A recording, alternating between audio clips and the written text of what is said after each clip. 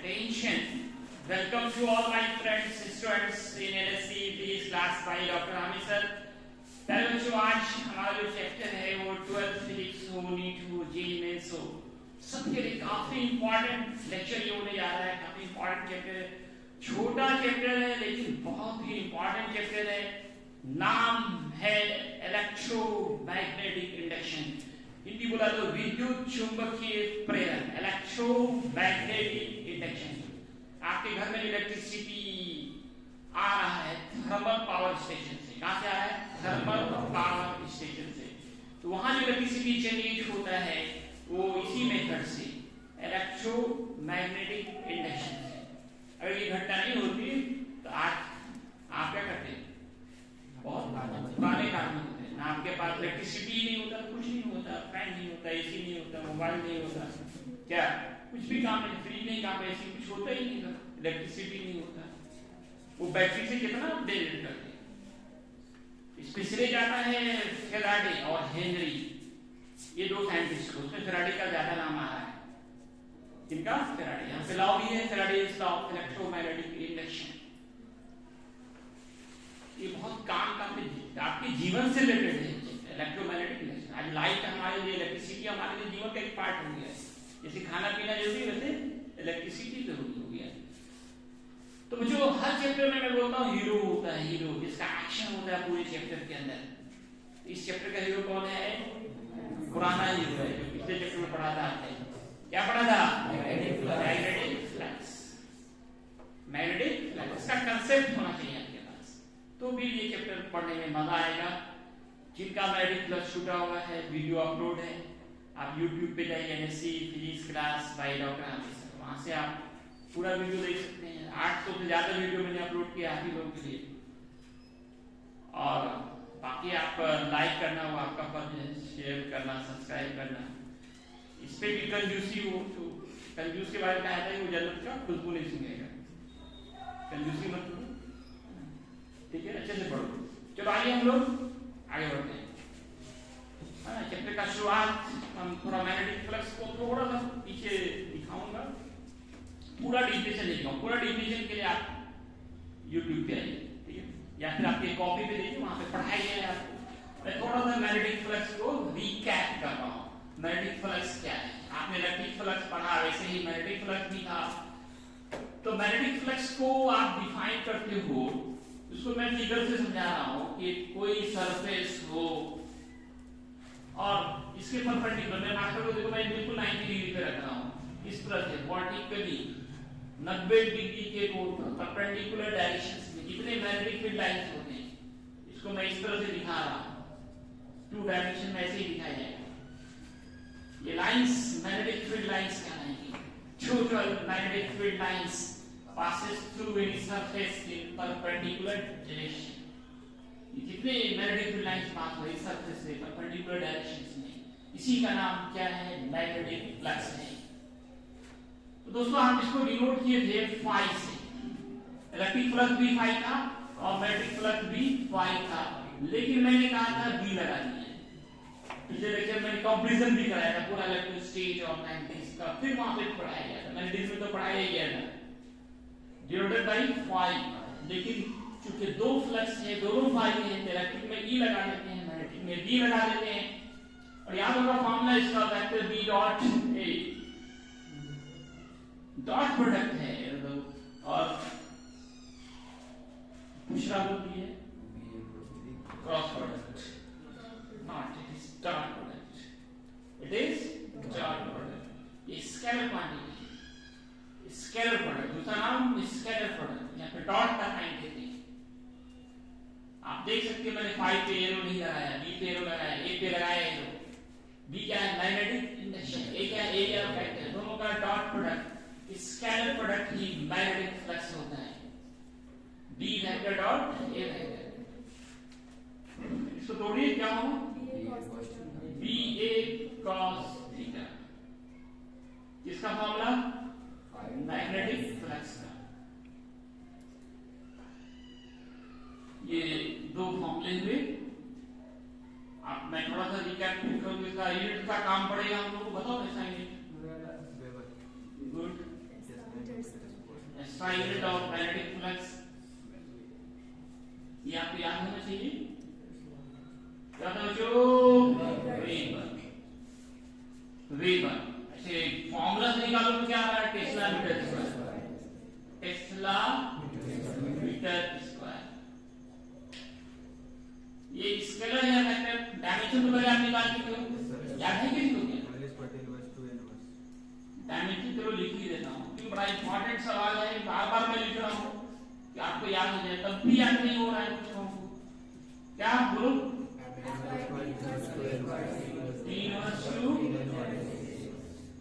ऐसे याद नहीं रहता तो याद कोई एनर्जी का डायमेंशन में इन्वर्स लगा देना है, ट्रिक से भी याद कर सकते हैं। ml स्क्वायर t बस पे एनर्जी का डायमेंशन है, इसमें इन्वर्स कर दो। ये स्केलर है vector, electric flux is a scalar quantity.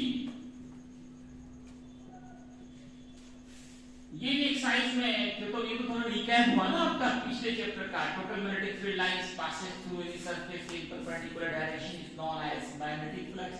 लेकिन चैप्टर हमको पढ़ना क्या है? Electromagnetic induction. इसके बारे में फेराडे ने बताया था, उनका मैं एक्सपेरिमेंट से शुरू करता हूं, रिजल्ट में आ जाएगा इलेक्ट्रोमैग्नेटिक इंडक्शन। ये एक्सरसाइज शुरू हो रहा है आपका फेराडे एक्सपेरिमेंट से, नई चीज है ये, तो आपका पहले का हिस्सा पढ़ा होगा।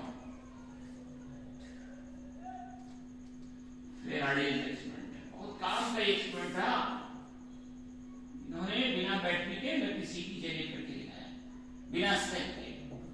सबसे पहले एपरेटस बहुत ज्यादा नहीं लगा इसमें, ज्यादा कुछ नहीं, बस एक कॉइल,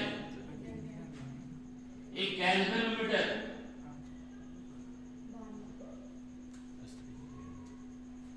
एक क्षण चुंबक, बस। मेथड क्या किया इन्होंने? एक कॉइल लिया, coil, it is coil, wire को हेलिकल फॉर्म में लपेट दिया, नाम बन गया कॉइल। और मेथड निकालना, इट इज ए कॉइल। इसको कनेक्ट किया एक गैल्वेनोमीटर से। बहुत बार गैल्वेनोमीटर पढ़ चुके हैं आप, नाम सुन चुके। मान लो ये गैल्वेनोमीटर है जी, और एक मैग्नेट लिया,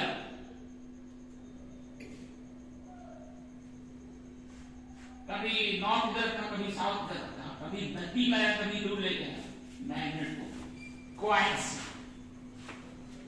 तो you know that galvanometer is current detecting device, current detecting. अभी तक फिगर बनाते चार्ट पेपर पे बार बार देखते, उसमें 1 घंटा लगता, तो जिंदगी भर के याद होगा इसमें ये पार्ट्स हैं, उसका ये काम है। अभी तक दूसरा लोग ही बना के लाए हैं। कितना सुस्त हैं आप लोग। मूविंग कॉइल, कैलकुलेटर, साइक्लोट्रॉन, सबका मैंने कहा था चार्ट पेपर पे बना के लाए।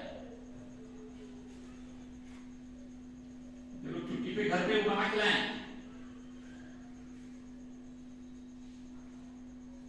बड़ा आसान सा एक्सपेरिमेंट है। कॉइल लिया, कैलकुलेटर से कनेक्ट किया और एक मैग्नेट को उसके नजदीक लाया, कभी दूर ले गया। दोनों ही कंडीशन में देखा कि कैलकुलेटर के मिडिल में डिफ्लेक्शन हो रहा है, गैल्वेनोमीटर के मिडिल में डिफ्लेक्शन हो रहा है। आप जानते हो डिफ्लेक्शन क्या होता है? जब करंट पास होता है, इसका मतलब करंट प्रोड्यूस हो रहा है। जबकि कहीं कोई बैटरी नहीं लगा हुआ है, सेल नहीं लगा हुआ, फिर भी करंट प्रोड्यूस हो रहा है। एक बड़ी बात हुई, सिर्फ मैग्नेट को नजदीक लाने से या दूर ले जाने से गैल्वेनोमीटर में डिफ्लेक्ट हो रहा है। उस वक्त काफी कम अमाउंट में करंट प्रोड्यूस हुआ था, तो उस वक्त के साइंटिस्ट लोग इसका मजाक उड़ाते थे फेराडे टाइम का, इतना करंट से तुम क्या काम कर लोगे। बहुत कम अमाउंट में करंट प्रोड्यूस हुआ था शुरू में, स्पीड कम था, नंबर ऑफ टर्न्स कम थे। बाद में स्पीड और नंबर ऑफ टर्न बढ़ा करके काफी ज्यादा हाई। उन्होंने यही सवाल किया था, इस सवाल का जवाब यही दिया था कि अगर बच्चा शुरू में पैदा होता है तो किस काम का होता है? शुरू में कोई काम का नहीं होता है, फिर धीरे धीरे वो बड़ा होता है, फिर काम के लायक बनता है। शुरू में जब ये एक्सपेरिमेंट किया था, उन्होंने बताया इसके बारे में, तो लोग मजाक उड़ाए इस तरह से तुम क्या करोगे। उन्होंने कहा यही सवाल किया कि नया बच्चा जब बॉर्न होता है तो किस काम का होता है? फिर धीरे धीरे वो काम का हो जाता है, बहुत काम का आ जाए। इलेक्ट्रिसिटी इसी से जनरेट हो रहा है, किसी मेथड से। मेथड क्या अरेंज कर रहे हैं, चलो अरेंज कर मैं लिख ही देता हूँ। टेक ज्यादा कुछ तो है नहीं इसमें। Take a coil, connect with connected with galvanometer।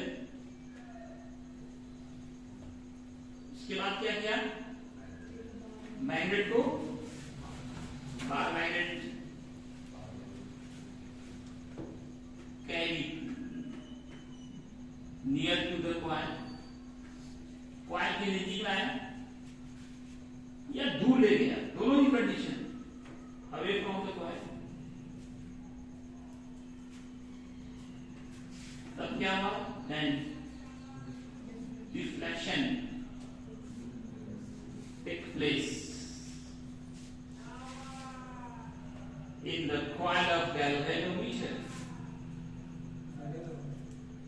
coil of in the needle of galvanometer, deflection takes place in the needle of galvanometer। Indicator, indicator भी बोले तो तुम इंडिकेटर भी बोल सकते हो, मैंने आपको जो galvanometer पढ़ाया था इंडिकेटर लगाया, इंडिकेटर डिफेक्ट हो रहा था in the indicator, इसमें डिफ्लेक्शन कॉइल में होता है और कॉइल से इंडिकेटर जुड़ा होता है, इसलिए इंडिकेटर भी डिफ्लेक्ट होता है in the indicator of galvanometer।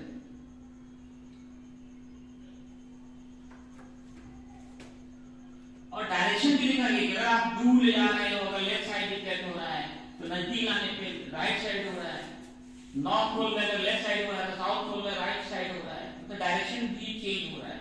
EMF का डायरेक्शन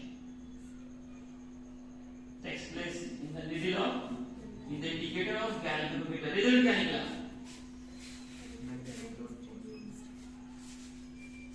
रिजल्ट ये निकला कि जब कॉइल और मैग्नेट के बीच रिलेटिव मोशन हो, आप ऐसा नहीं कर सकते मैग्नेट को इसमें रखो और कॉइल को मूव कराओ।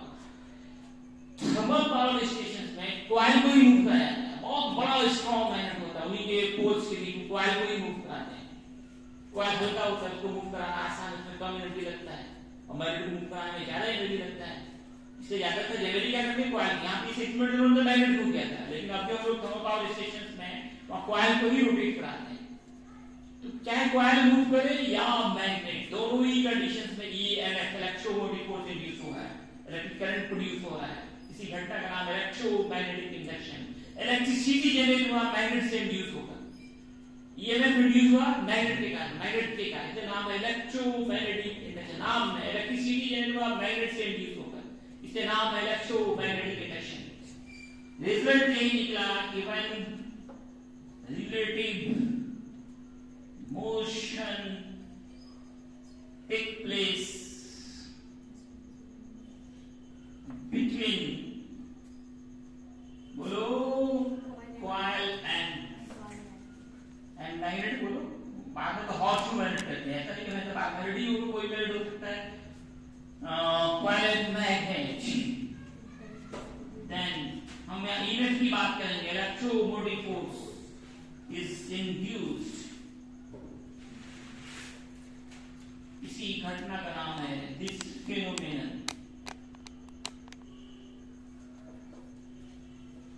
is called electromagnetic induction।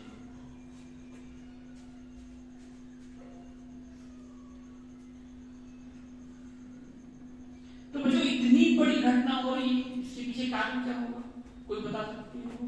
Electricity generate हो रहा है कॉइल और मैग्नेट को घुमाने से, इसके पीछे क्या रीजन होगा कि कॉइल या मैग्नेट में रिलेटिव मोशन होने से, नजदीक आने से, दूर आने से क्या चीज चेंज हो जाता है, कोई बताओ, एनीवन? वो कौन सा फिजिकल क्वांटिटी चेंज हो जाता है, सोचो, जल्दी सोचो, बताओ।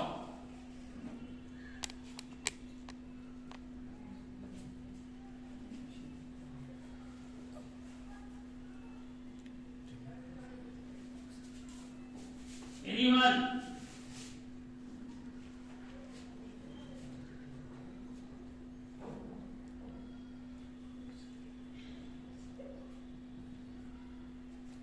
सबके पास दिमाग है ना कि नहीं है, बंद रखा है दिमाग। ये कॉइल या मैग्नेट नजदीक आया तो क्या चेंज हुआ,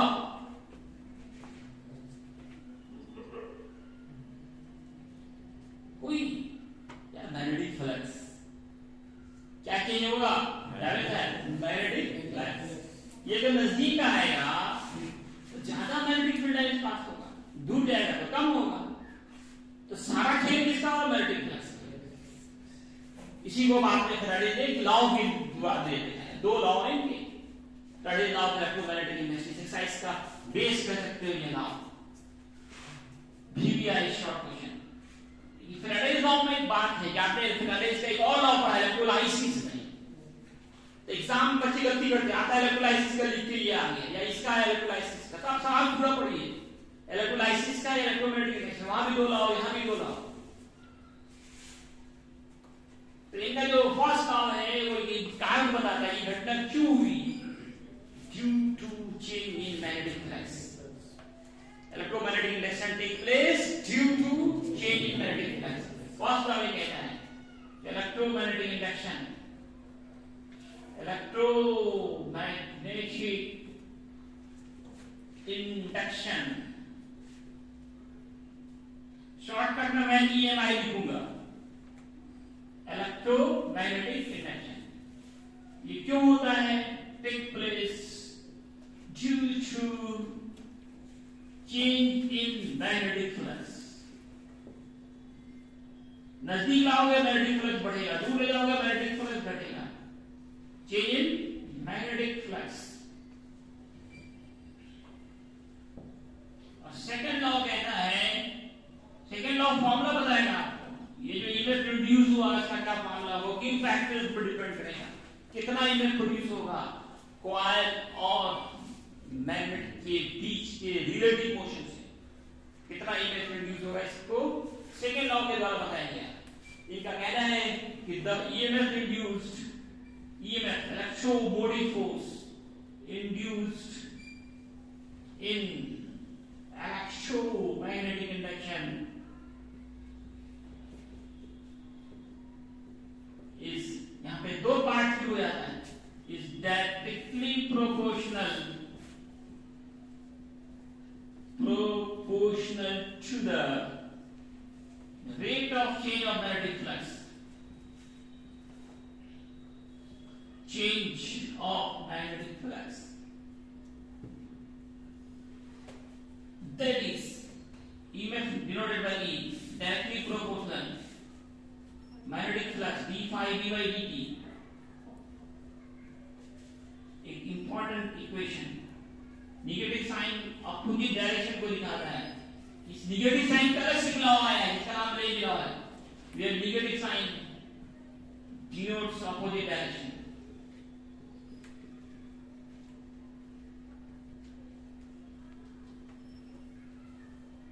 एंड इसका दूसरा part, and directly proportional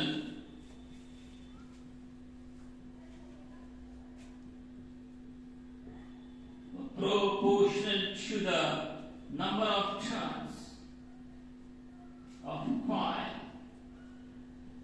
coil की जो number of turns हैं उनके भी डायरेक्टली प्रोपोर्शनल होता है, number of turns of coil को ऐसे नोट करें, ई डायरेक्टली प्रोपोर्शनल है, स्मॉल एन कैपिटल एन जो मानना हो आप लिख सकते हो। अब दोनों को मिलाओ फॉर्मूला मिल जाएगा, from first and second E directly proportional. मिलाने का तरीका है ना, जो कॉमन हो एक लिखते हैं, जो कॉमन है उसको मल्टीप्लाई करते हैं, ई दो ही है, एक ई लिखे हैं आप और इधर मल्टीप्लाई करें minus D phi by D T into N, constant या के लिख सकते हो।